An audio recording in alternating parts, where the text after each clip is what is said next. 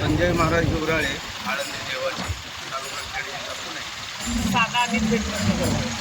वारी काल आज आणि उद्या एकूण वारीबद्दल वारीचं विशेष म्हटलं तर या वारीची परंपरा प्रारंभ केली आणि गेली 30-32 वर्षापासून मी पण ही वारी पाहतोय, वारी करतोय, पायी चालत भजन करीन. पण अलीकडच्या या 10-15 वर्षाच्या कालखंडामध्ये जर पाहिलं तर वारी थोडंसं वेगळ्या दिशेला जात असताना मला दिसत आहे. भक्तांची श्रद्धा म्हणा, अभ्यासापोटी आटी ओव्हरपणाने म्हणा, वारीमध्ये ही वारीच्या परंपरेनुसार वारी झाली पाहिजे. वारीमध्ये पहिल्यांदा ज्ञानोबारायाने सांगितलं, पाहे पा ध्वजेचे चुरकुट राय जतन करीता कष्ट. वारकरी संप्रदायाचा भागवत धर्माची ही भव्य पताका आहे.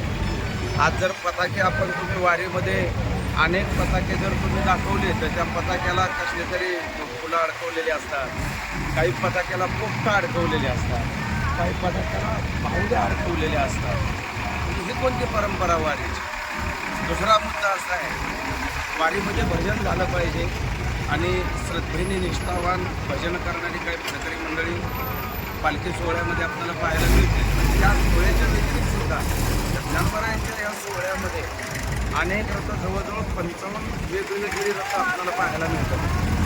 म्हणजे लोकांना काय होतं, कोणता रथ कोणता आहे, साधारणतः गोरोबा काकाचा रथ असेल, सांगा वटेश्वराचा रथ असेल, मुक्ताईचा रथ असेल किंवा संताजी महाराजांचा रथ असेल, अनेक अशा मोठे मोठे 55 सोहळ्यामध्ये रथ आहे.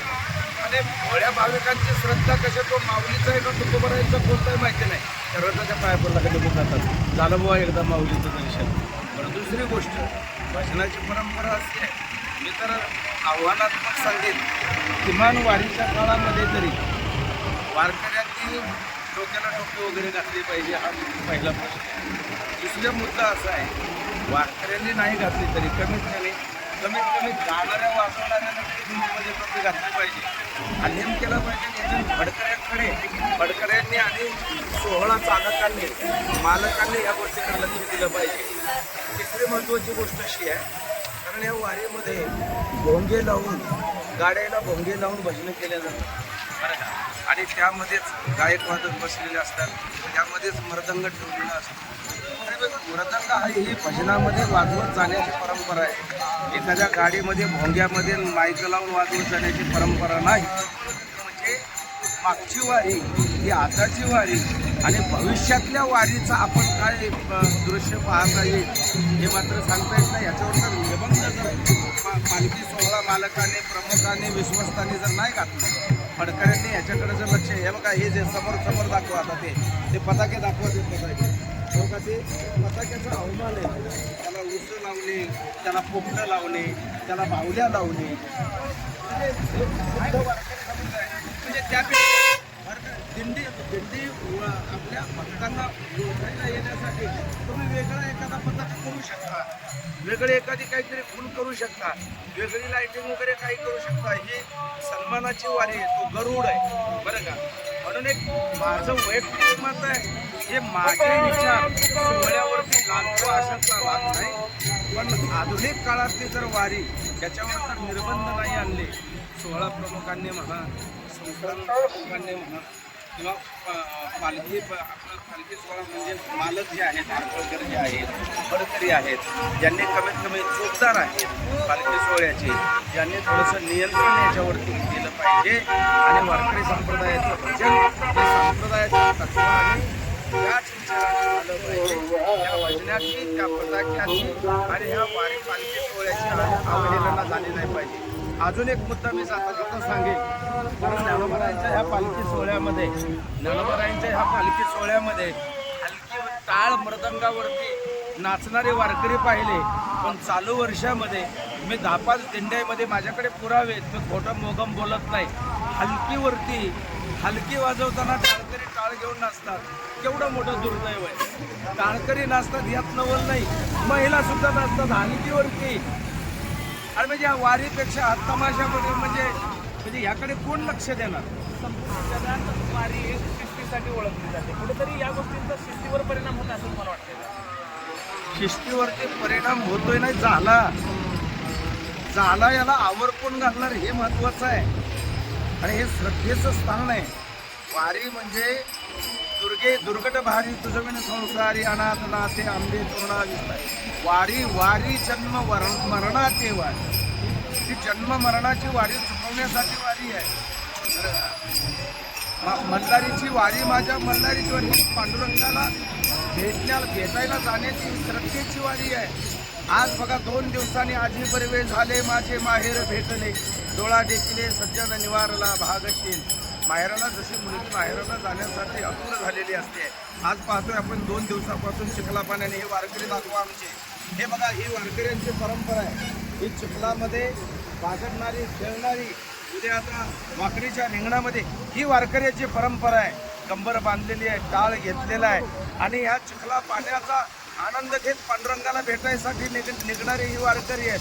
पण ही हलकी तुरे आणि हे रथाला लागलेले भोंगे बरं का, आणि त्याच्यामध्ये बसून वाजवणारे मृदंग, ही परंपरा, याच्यावर जर मी सांगितलेल्याप्रमाणे जे कोणी याचे मुख्य प्रमुख आहेत यांनी याच्यावरती जर निर्बंध नाही घातला तर अजून भविष्य काळातली 2-4 वर्षापूर्वीची नंतरची वारी ही वेगळ्या पद्धतीने आपणाला पाहायला मिळेल. आणि म्हणून मी सर्वांना म्हणजे प्रमुख मान्यवर मंडळ जी आहेत, प्रमुख विश्वस्त आहेत, सोहळा चालक आहेत, पालखी सोहळा मालक आहेत, अर्पळकर असतील, चोपदार असतील, यांनी ह्या गोष्टीवर मागे काही दिवसापूर्वी म्हणजे सोहळा चालकांनी वगैरे एक छान निर्णय घेतला किंवा पालखी मार्गावरती स्वागत कक्ष उभं राहून वेगवेगळ्या पक्षाच्या वतीने मोठमोठे स्पीकरच्या अनाऊन्समेंटमध्ये, कारण त्याच्यामध्ये वेळ जायचा, कोण काय लागतं याच्याकडे लक्ष नसायचं, म्हणजे आवाज येत नव्हता. त्याच्यावर जशी निर्बंध आणून ते बंद केले. आता तुम्ही स्वतः थोडंसं ऑब्झर्वेशन केलं तर भजनाच्या आवाजापेक्षा जे हे रोडला जे विकणारे लोक आहेत, म्हणजे ऊसाचा रस असेल, बिस्लरी बाटला, याची शासनाने बंदी आणली पाहिजे. शासनाने बंदी, आवाज बंद केला पाहिजे. बरोबर आहे का नाही? वारकऱ्यांना भजन करता येत नाही. भजन हे स्वरावर स्वर ज्ञानावरची गोष्ट आहे. लावून मृदंग सुरती टाळ, मृदंगाचा आवाज त्या गाणाऱ्याच्या कानापर्यंत आला पाहिजे. तर यांच्या स्पीकरचेच आवाज जास्त आहे. त्याच्यामुळे वारीच्या काळामध्ये किमान ही जे जाहिरात करण्यासाठी जे काही गाणे वगैरे लावलेले असतील व्यावसायिक, त्यांनी व्यवसाय केला पाहिजे, त्याच्याबद्दल आमचं दुमत नाही आहे. पण त्यांच्या जाहिरातीसाठी जो स्पीकरचा आवाज कर्कश होतो तो एक, आणि ज्ञानोबारायांच्या पालखी सोहळ्यामध्ये चालणारे जेवढे रथ आहेत बरं का, जेवढे रथ आहेत, जेवढ्या दिंड्या आहेत, त्यांचे सुद्धा स्पीकर बंद केले पाहिजे. आणि त्या रथात बसून गाणारे आणि वाजवणारे ही परंपरा बंद केली पाहिजे. पायी वारीची परंपरा ही पायी चालत वाजत आहे, तर तुम्ही बसून कितीही वाजवसाल. जुन्या काळामध्ये 25-25, 30-30 किलोच्या लाकडी मृदंग, त्याचं नाव आहे मृदंग. मृदमध्ये म्हणजे माती, अंग म्हणजे आवाज. जुन्या काळामध्ये मातीचा मृदंग होता, त्यानंतर लाकडाचा मृदंग झाला बरं का. 20-20, 30-30 किलोचा मृदंग घेऊन तरणे युवक नाचत बागडत तो मृदंग वाजवतात.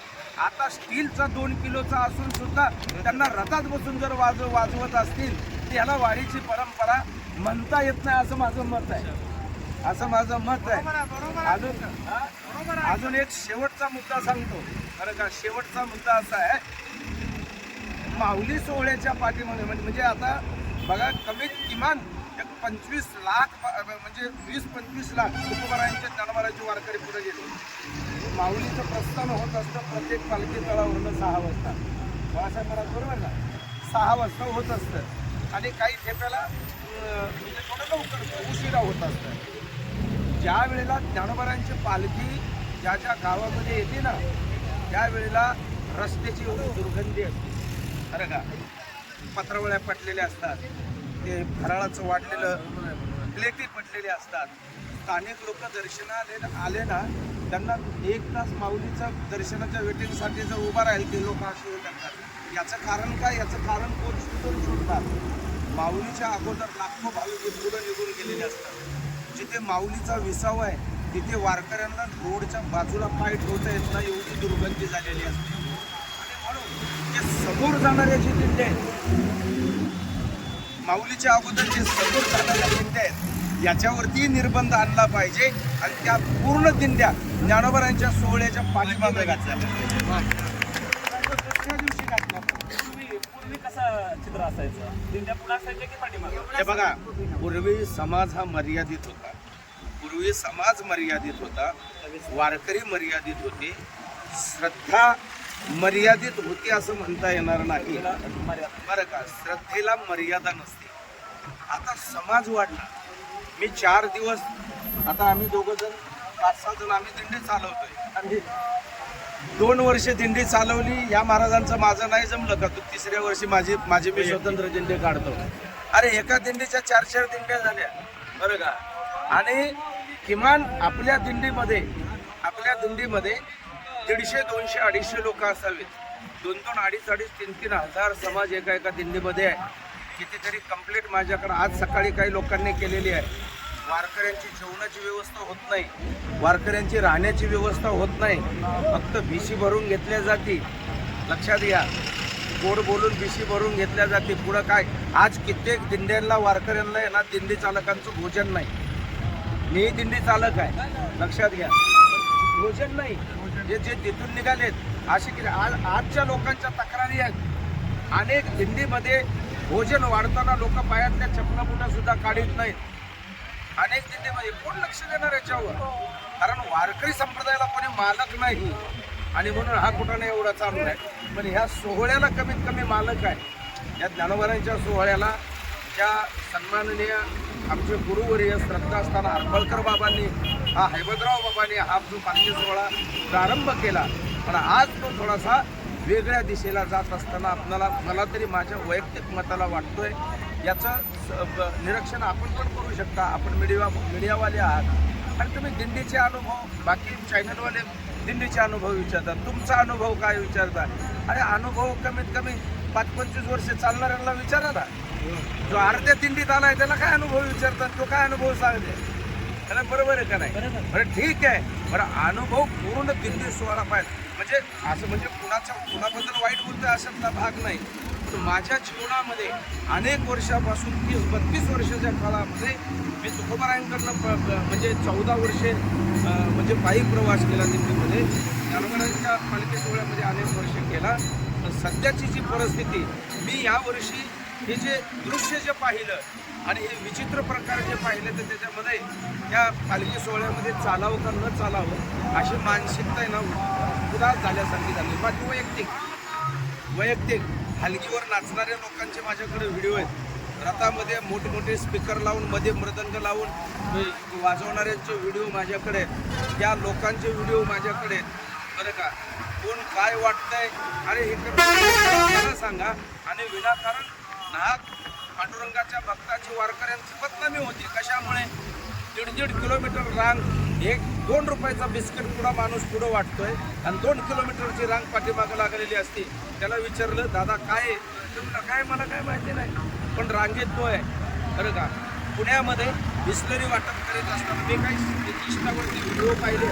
बरं, अरे हे काय वारकरी आहेत का कोण आहे? वारकरी कधीच कोण्या लाईनीमध्ये जात नाही, पुढा हात पसरत नाही.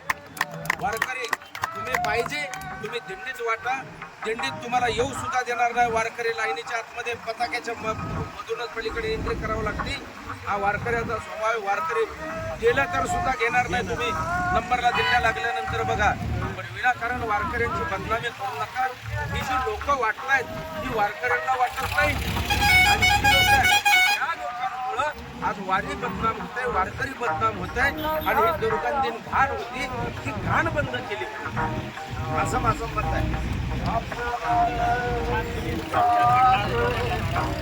अगदी मोजक्या शब्दामध्ये वारकऱ्यांना, दिंडी चालकांना, एकूण ज्या ज्या गावात दिंडी थांबते, पालखी थांबते, त्या सगळ्यांना मोजक्या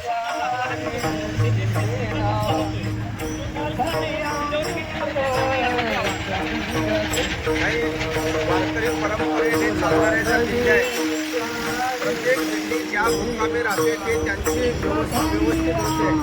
घाण केर कचरा एक इथल्या लोकांना आपण एक दिवस राहून जातो, पण त्या परिवाराला दुःख म्हणजे कुठला म्हणजे दुर्गती होऊ नये, रोगाचा प्रभाव कुठं वाढू नये म्हणून ते स्वच्छता राखतात. पण आता ही बाहेरची स्वच्छता लगेचच्या लगेच नगरपालिकेने नगर परिषदेने प्रशासनाने राबवली पाहिजे आणि वारकऱ्यांच्या आरोग्याची काळजी घेतली पाहिजे आणि हे पुढं जे काही वाटप होते त्याच्यावरती थोडंसं निर्बंध घातला पाहिजे आणि आपण दिलेलं हे वारकऱ्यांपर्यंत जात आहे का आणि पालखी सोहळ्यामध्ये चालणाऱ्या प्रत्येक वारकऱ्यांनी आपल्यापासून दुसऱ्याला त्रास होणार नाही याची दक्षता घेतली पाहिजे.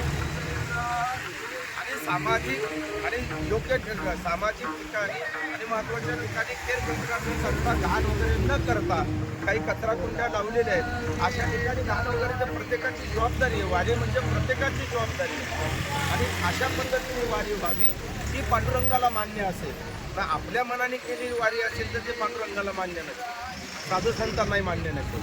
रामकृष्ण. दुसरी गोष्ट, प्रत्येक जिल्ह्यावाल्यांनी आपली संघाची गाडी एक संघ ठेवा जेणेकरून दुसऱ्याच्या ह्याच्यात आपण आपलं खावं आणि आपल्याच गाडीत घाण करावं. कारण त्याची ही व्यवस्था करणं प्रत्येक जिल्हेवाल्याचे कर्तव्य आहे आणि 16 मालकांचं पण असं याच्यावरती निर्बंध आणणं, सरकारचं पण निर्बंध आणणं, कारण एवढ्या समाजाला सरकार करू शकत नाही. म्हणून आपापले प्रत्येक लोकांनी आपण स्वयंशिस्त आपण प्रत्येकानं पाळली पाहिजे. हेच आमचं एक साधा प्रश्न होता असा आहे महाराज, पालखी सोहळा सुरू होण्या अगोदर हे जे दिंडी चालक आहेत यांची एखादी बैठक वगैरे होते का? होतं ना, त्याच्यामध्ये तुम्ही हा प्रस्ताव मांडला का? आता बरेच वेळेला मांडलाय, परंतु बरेच वेळेला ते आमचे प्रश्नाचे पत्र आमचे सगळे अर्ज त्याला पेराची टोपली पण दाखवले थोडं म्हणजे तो जो आहे तो मर्यादित लोकांमध्ये पूर्ण सगळे येत नाही. जे काही 16 प्रमुख असतील, काही ग्रामस्थ मंडळी असतील, काही संस्थांचे विश्वस्त असतील, काही फडकरी असतील, गडकरी असतील, यांच्या मर्यादित लोकांमध्ये ही मिटिंग होत असते, त्यांची बैठका होत असतात, सगळ्या गोष्टी होत असतात. एवढ्या मोठ्या समाजाला आवडणार कोण? आज सन्माननीय हरिभक्तपरायण चौकदारांनी जर काठी व दंडा जर वर केला तर लाखो टाळकऱ्यांचे टाळ आणि मृदंग वाजायचे थांबतात. याच्यावरती निर्बंध 16 मालक चौकदार हे आणू शकतात आणि प्रशासन त्यांच्या पाठीशी राहून त्यांनी थोडीशी जबाबदारी स्वीकारली तरी होऊ शकते. आणि ही वारीची परंपरा आधुनिक काळामध्ये आधुनिक आता बघा, सकाळपासून पहाटेपासून जी वाहनं चालू आहेत, एवढा मोठा हा रस्ता रुंदीकरणासाठी सन्माननीय महाराष्ट्र राज्याचे मुख्यमंत्री होते पृथ्वीराज चव्हाण साहेब, सोलापूर जिल्ह्याचे पालकमंत्री बरं का, त्यावेळेला आम्ही आंदोलनं केलेली आहे. पालखी महामार्ग मोठा झाला पाहिजे, वारकऱ्यांची व्यवस्था झाली पाहिजे. आता रोड एवढा मोठा होऊन सुद्धा वाहनं अजून पोहोचलेली नाही. तरी ह्या गोष्टी आहेत. ही सोहळा म्हणजे फार पब्लिक किती असेल, वाहनं किती असेल सांगता येत नाही. तर हे एकाचं काम नाही. शासनाने आणि ह्या सोहळा प्रमुखांनी यांनी जर विचार करून जर हा निर्णय घेतले तर याच्यावरती निर्बंध येऊ शकतात आणि सोहळा वारीचा हा सोहळा अजून शांततेमध्ये अजून सुखकर आणि सुखदायी होऊ शकतो. रामकृष्ण.